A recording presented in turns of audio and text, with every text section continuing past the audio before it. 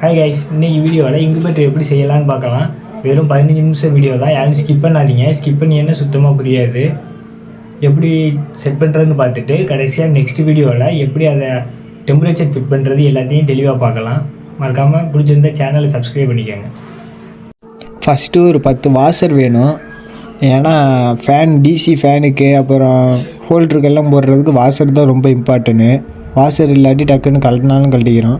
அப்புறம் DC fan வந்து இது அட்டை நான் காமிக்கிறேன். அதுக்கப்புறம் 2 ஹோல்ட்ரு வேணும் டோட்டலாக. அந்த ஹோல்டருக்கு வந்து ஸ்க்ரூ டைப் வாங்கி வச்சுக்கணும். ஏன்னா ஸ்க்ரூ டைப் இல்லாமல் போல்டு போட்டு முறுக்கிற மாதிரி ஸ்க்ரூ வாங்கி வச்சுக்கணும். ஏன்னா இல்லைன்னா டக்குன்னு லூஸ் ஆனிச்சுன்னா பல்பு கலண்டு விழுகிறதுக்கான வாய்ப்பு இருக்கும். அப்புறம் டிசி ஃபேன் வந்து சைடில் பார்டர் இருக்கிற மாதிரி டிசி ஃபேனாக வாங்கிக்கணும். ஏன்னா பார்டர் இல்லாமல் இருந்துச்சுன்னா ஏதாவது போய் டக்குன்னு பட்டுச்சுன்னா டக்குன்னு அடிபட்டு போயிடும். அதனால் இந்த மாதிரி பார்டர் இருக்கிற மாதிரி டிசி ஃபேனு, அதுக்கு ஏற்ற மாதிரி 4 போல்டோட லென்த்து வந்து ஒரு 4 இன்ச்சு இருக்கிற மாதிரி பார்த்துக்கோங்க. ஏன்னா தெர்மாக்கோல் பாக்ஸ் வந்து நம்ம வச்சுருக்க தெர்மாக்கோல் பாக்ஸ் வந்து கனம் கூட, அதனால் அப்படி வச்சுக்கிறோம். அதுக்கப்புறம் இது 2 ஆம்ஸு, இது 2 பின் பிளக் வாங்கிக்கோங்க. இது 1 ஆம்ஸே போதும். இருந்தாலும் 2 ஆம்ஸ் வச்சுக்கிறது ரொம்ப நல்லது. அதனால் நான் 2 ஆம்ஸ் தான் எப்போவும் யூஸ் பண்ணுவேன். 2 ஆம்ஸு 2 பின் பிளக் ஒன்று வாங்கிக்கிட்டோம். அப்புறம் தெர்மாஸ்டார் போர்டு வந்து வாங்கும் போதே செக் பண்ணி வாங்கிக்கோங்க. ஏன்னா நீங்கள் திரும்ப போய் ரிட்டர்ன் பண்ணுற மாதிரி இருந்துச்சுன்னா லைன் மாற்றி கொடுத்து வீணாக போச்சு அப்படிங்கிற மாதிரி சொல்லுவாங்க. அதனால் வாங்கும் போதே கடையில் ஒரு வாட்டி நல்லா செக் பண்ணி வாங்கிக்கோங்க. இதான் இந்த தெர்மாஸ்டார் போர்டு. இதில் மொத்தம் 2 டைப் இருக்குது. P8 வரையும் உள்ளது இருக்குது, P6 வரையும் உள்ளது இருக்குது. அது வந்து நான் ரெண்டுமே எப்படி செட் பண்ணணும்னு நான் சொல்கிறேன். இதுதான் போர்டு. வீடியோ ஸ்கிப் பண்ணாதீங்க. ஸ்கிப் பண்ணிங்கன்னா சுத்தமாக புரியாது. அப்புறம் தெர்மாஸ்டார் போர்டுக்குள்ளேயே அந்த ஒயர் வந்துடும். வாங்கும் போது ஒயர் இருக்கான்னு செக் பண்ணுங்கள். ஏன்னா பேக்கேஜில் டக்குன்னு ஒயர் விட்டு போயிருக்கலாம். அதுக்கப்புறம் ஒரு 3 மீட்ரு 4 மீட்ரு ஒயர் வாங்கிக்கோங்க. இந்த ஒயர் வாங்கினாலும் சில்க் ஒயர் வாங்கினாலும் பரவாயில்ல, இல்லை நல்ல ஒயர் நீங்கள் வாங்கிட்டாலும் பரவாயில்ல. ஒயர் குவாலிட்டி தான் ரொம்ப முக்கியம். அப்புறம் நம்ம வந்து தெர்மாக்கோல் இந்த மூடியில் தான் நம்ம செட் பண்ண போகிறோம், பாக்ஸில் இல்லை. ஏன்னா கோழி வந்து டக்குன்னு பொரிச்சிச்சின்னா பாக்ஸ் எடுத்து க்ளீன் பண்ணுற மாதிரி இருக்கணும். அப்போ மூடியை மட்டும் தனியாக கலட்டி வச்சுக்கலாம். ஃபஸ்ட்டு ஃபேனை வந்து அந்த 4 ஸ்க்ரூ போட்டிருப்போம், அதை கொஞ்சம் லூஸ் பண்ணிக்கிட்டு அதுக்கு நேராக வச்சு ஃபேன் எங்கே ஃபிட் பண்ண போகிறோமோ அப்படின்னா சென்டரில் வச்சு பாக்ஸோட சென்டரில் அந்த 4 ஸ்க்ரூவும் இறங்குற மாதிரி கரெக்டாக ஹோல் போட்டு அந்த இதை லாக் பண்ணிடுங்க. இந்த போல்டு போடையில் அதுக்கு ஏற்ற மாதிரி வாஷர் யூஸ் பண்ணிக்கோங்க. டக்குன்னு போல்டு வந்து ஸ்லிப்பாகி வந்துடாமல் இருக்க. ஏன்னா கீழே முட்டை வச்சுருக்கையில் டக்குன்னு ஃபேனோ இல்லை பல்போ லூஸ் ஆனிச்சுன்னா மேலே விழுந்துருச்சுன்னா இது முட்டை வீணாகிறதுக்கான வாய்ப்பு இருக்கும். அப்புறம் உங்களுக்கே டக்குன்னு எலக்ட்ரிக் வந்து ஷார்ட்டாக வாய்ப்பு இருக்கும். அதனால கரெக்டாக வச்சு அந்த இதெல்லாம் ஹோல்லாம் கரெக்டாக போட்டு அதுக்கு மேலே வாஷர் போட்டு டைட் பண்ணிக்கோங்க.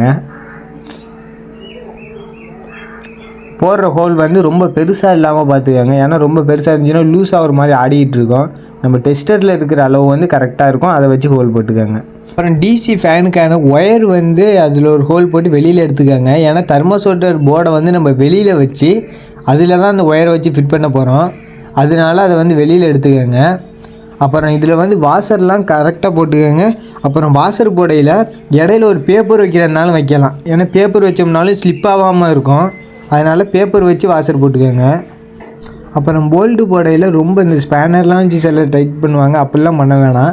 ஏன்னா அப்படி பண்ணோம்னா போர்டோட அப்படின்னா நம்ம பாக்ஸோட அந்த ஃபிட் பண்ணியிருக்க ஃபேன் வந்து ரொம்ப போய் அழுத்திக்கிட்டு இருக்கும். அது வந்து காற்றை சரியாக ஸ்ப்ரெட் பண்ண முடியாது, ஒரே டஸ்ட்டு ஃபார்ம் ஆகிற மாதிரி இருக்கும். அதனால் உங்கள் கையில் எவ்வளோ டைட் வைக்க முடியுதோ அவ்வளோ வச்சுக்கோங்க. ரொம்பலாம் வைக்க வேணாம்.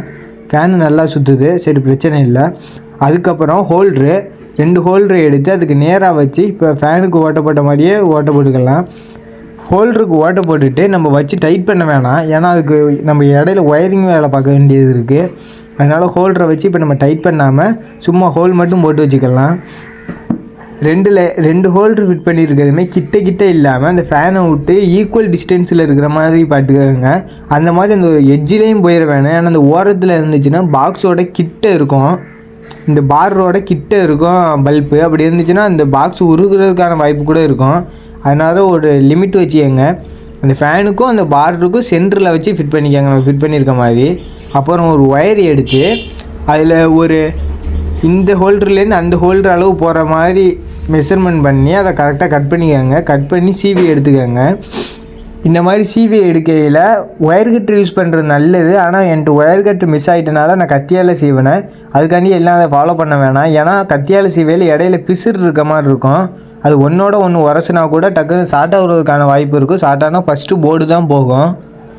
அதுக்கப்புறம் இதில் வந்து ஹோல்டரில் வந்து ப்ளஸ்ஸு மைனஸ் இருக்கும்ல, அதில் வந்து ப்ளஸ்ஸுக்காக ஒரு ஒயர் கொடுத்துடணும், மைனஸுக்காக ஒரு ஒயர் கொடுத்துடணும். ரெண்டையுமே நம்ம கரெக்டாக ஃபிட் பண்ணிடணும். அந்த ஹோல்ட்ரு வந்து கொஞ்சம் கேப்பு வந்து கம்மியாக இருக்கிற மாதிரி இருக்கும். அதனால் இடையில 1-2 கம்பி கூட நீட்டி இல்லாமல் கரெக்டாக வச்சு டைட் பண்ணிடுங்க. சில ஹோல்டருக்கு வந்து இந்த நம்ம டெஸ்டர் அளவே அந்த ஸ்க்ரூ வந்து டைப்பு வந்து கொஞ்சம் குட்டியாக இருக்கும், டெஸ்டரே யூஸ் பண்ண முடியாதபடி. அதுக்கு நார்மல் சின்ன டெஸ்டர் கேட்டு வாங்கிக்கோங்க இதில் கடையில். அது ரொம்ப யூஸ்ஃபுல்லாக இருக்கும் எல்லாத்துக்குமே.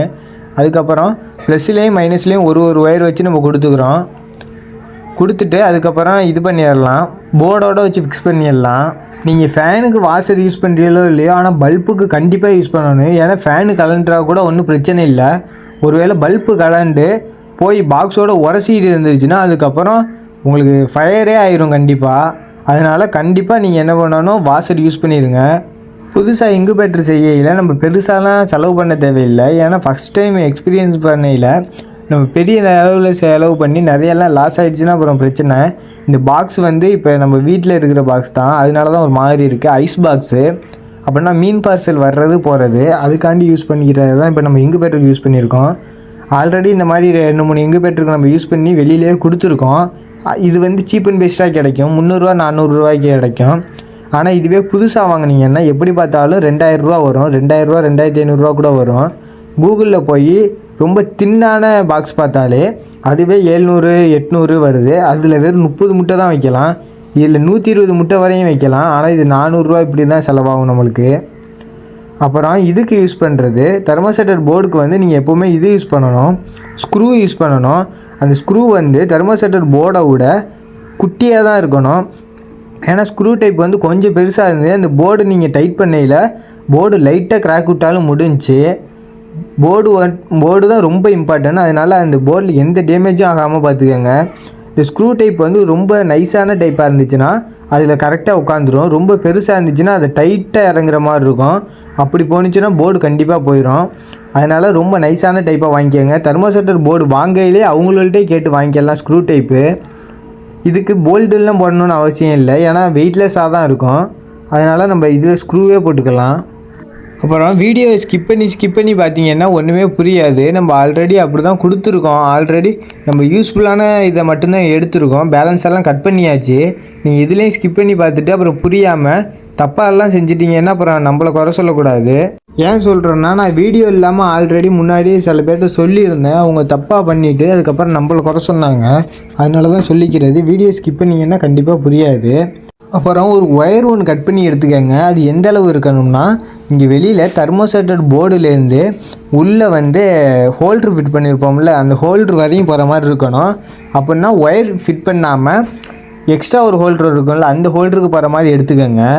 அப்புறம் தெர்மோஸ்டேட்டர் போர்டில் இந்த பிளாக் கலர் பாக்ஸ் மாதிரி ஒன்று இருக்குது, அதுக்கு பக்கத்தில் K1ன்னு ஒரு இருக்கும், 2வது ஆப்ஷனாக இருக்கும்.